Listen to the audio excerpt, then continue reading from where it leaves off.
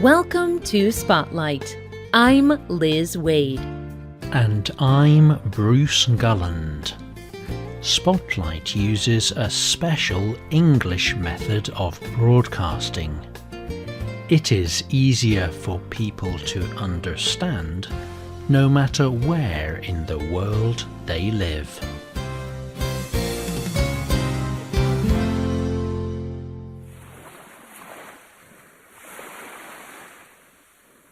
It is a long summer day off the coast of Turkey. Yusra Mardini and her sister sit in a small boat. The boat is made for 6 people. However, there are 20 people in it. Soon, the engine stops working. The boat cannot move. Water begins to fill it.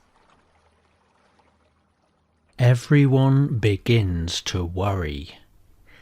Each person has travelled very far. They have left their home country of Syria because of the war. They are refugees travelling through the dangerous Mediterranean Sea. They hope to arrive safely to the island of Lesbos, Greece. But their chances are not looking good. Then Mardini, her sister, and one other young woman make a brave choice. They jump out of the boat and swim. In Syria, Mardini was on the national swim team. But this is a different kind of swimming. The sea is cold and rough. The women swim for 3.5 hours, guiding the boat toward Lesbos. They can see the island ahead of them, but they are tired. Finally, the people on the boat try the engine again. This time it works. Everyone gets back in the boat and the group travels the last meters to shore.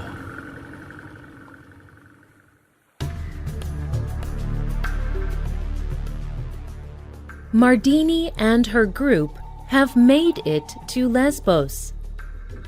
But Mardini's goal is to travel much further than that. She wants to make it to the 2016 Olympic Games in Rio de Janeiro, Brazil. Today's spotlight is on the first ever Olympic refugee team.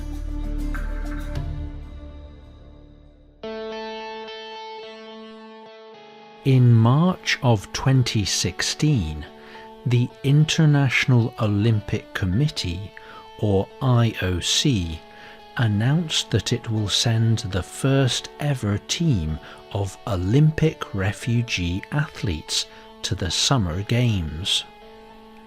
In the past, an athlete could not compete in the Olympic Games unless they represented a home country. Refugees are people that are forced to leave their home country because of war, persecution, or disaster. So they were unable to compete. This year, the IOC changed this rule. They wanted people to notice the world's growing refugee problem. There have always been refugees, but now there are over 20 million refugees. This is the same population as many of the world's countries. The IOC identified 43 refugees from around the world who competed for a chance to go to the Olympic Games. Yusra Mardini was one of them. The IOC promised to support these athletes and help them train. But not all of them were good enough to make it to the Olympic Games. Thomas Bach is the president of the IOC. In June of 2016, the IOC announced that 10 of these refugee athletes will compete in Rio. This may seem like a small number, but the IOC believes they will make a big difference. In an official statement, Bach said, "By welcoming the team of refugee Olympic athletes to the Olympic Games Rio 2016, we want to send a message of hope for all refugees in our world." The team of Olympic refugee athletes will train and compete just like any other Olympic team. However, a few things will be different. Bach said, "The refugee athletes have no national team to belong to. They have no flag to march behind. They have no national song to play. So the IOC will welcome them to the Olympic Games with the Olympic flag and the Olympic song. They will have a home together with all the other athletes in the Olympic Village." Today, Mardini lives and trains in the country of Germany. She is one of the 10 athletes on Team Refugee Olympic Athletes. She has dreamed of swimming in the Olympics for many years. But now, it is about more than just national pride. She told the Guardian news organization, "I want refugees to be proud of me. It would show that even if we had a difficult journey, we can achieve something."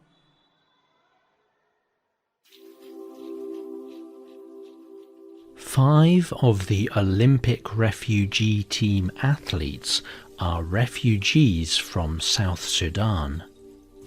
They all come from one refugee camp. It is the Kakuma refugee camp in northwestern Kenya. Kakuma is home to over 180,000 refugees. Most of the refugees are from areas of conflict in South Sudan, Somalia, Burundi, and Rwanda. Many of the Kakuma athletes are middle and long-distance runners. They have trained in the refugee camp's sports program. Pierre Miro is the director of the IOC's Olympic Solidarity Program. He visited Kakuma in January 2016 to identify possible athletes for the team. He told the Guardian news organization, "I was touched emotionally to see how the people live in this camp. It is in the middle of nowhere. They have nothing to do. The main activity that keeps them motivated and alive is sport."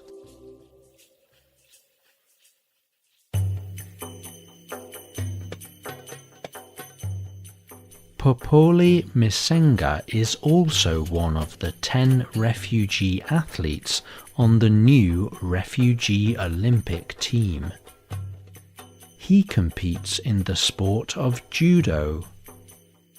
Misenga is from the Democratic Republic of Congo. His country suffers from a terrible civil war. He left in 2013 after his brother went missing and his mother was killed.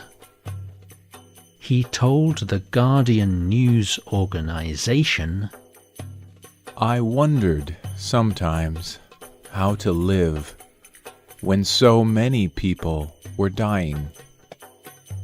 I have seen too much war, too much death.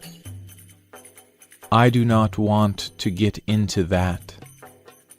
I want to stay clean so I can do my sport."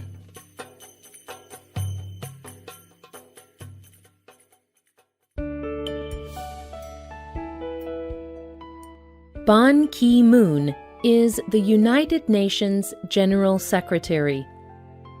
In April of 2016, he welcomed news of the first ever Olympic refugee team.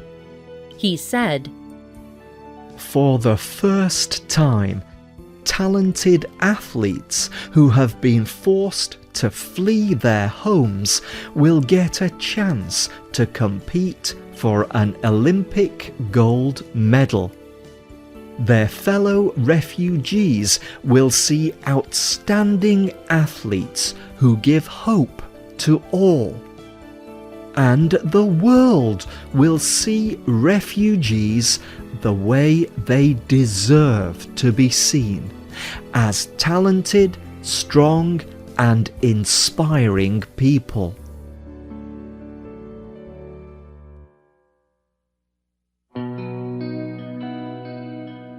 The writer of this program was Robin Baselin. The producer was Michio Ozaki. The voices you heard were from the United States and the United Kingdom. All quotes were adapted for this program and voiced by Spotlight. You can listen to this program again. This program is called Refugee Olympic Team.